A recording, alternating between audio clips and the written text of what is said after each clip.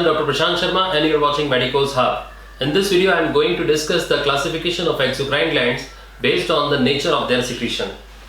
On the basis of nature of their secretion, the exocrine glands are classified into three categories. First one is mucous glands. These secrete mucus. Such glands include the mucous glands of nasal cavity and the submandibular salivary glands. Then comes the serous glands.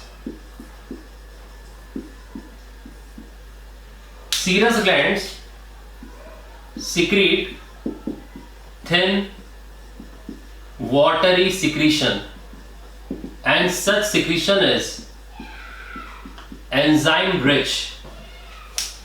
Examples include the secretion from parotid salivary gland. Then comes the mixed glands.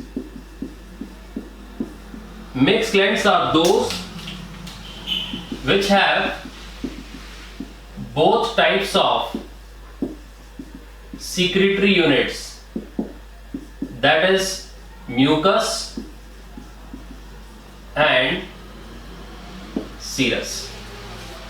So this is all about the types of exocrine glands on the basis of nature of their secretion.